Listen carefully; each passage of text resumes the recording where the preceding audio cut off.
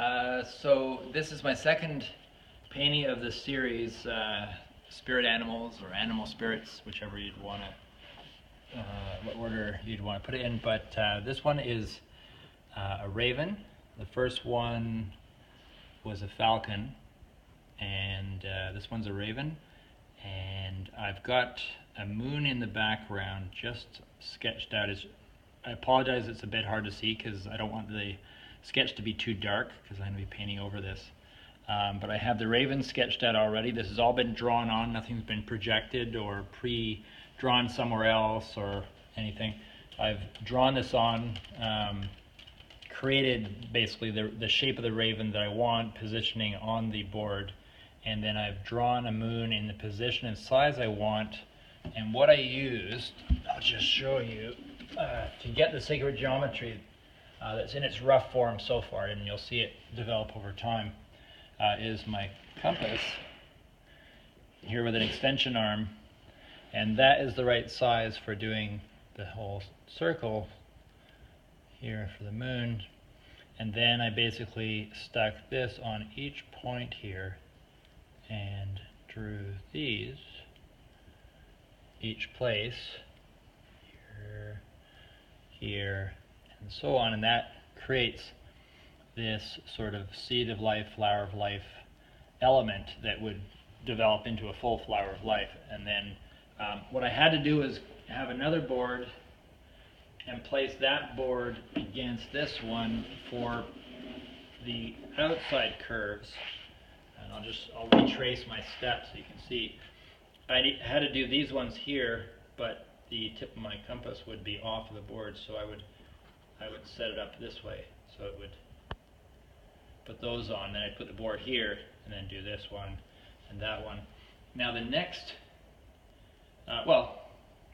you'll see the next step. It's really, I couldn't explain it, but I have more complexity to this pattern going into the moon, and then I'll erase where it crosses the raven, but for now I need those lines for drawing the other pieces in. So it will be a moon with a lot of sacred geometry, kind of flower of life composite, overlaying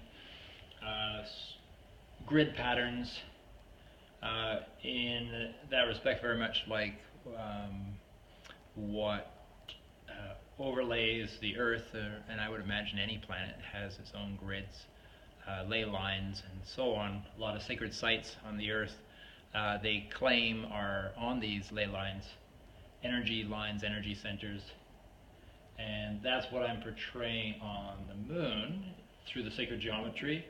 And I'll have some patterns coming out, some sacred geometry patterns coming out past the moon as well, once I get to that point. So I just want to give you a step-by-step as I go through this so you can kind of follow me through if you're interested in that kind of thing. It's kind of neat to see something develop. So this is where I'm at so far. I don't know if you want to go up close to the raven just to give them a little sense of the head and body, but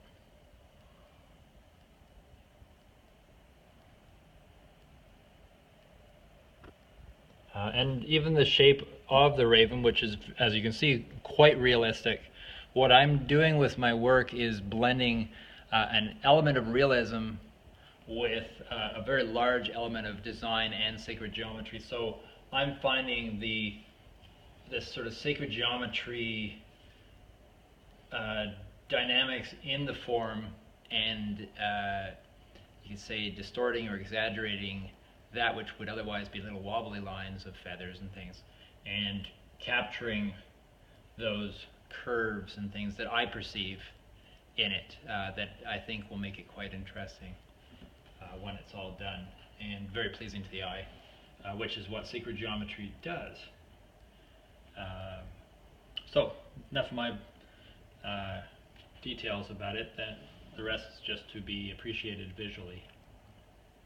And I'll tune in maybe near the end of the day when I've got a bit more of this moon done. Thanks.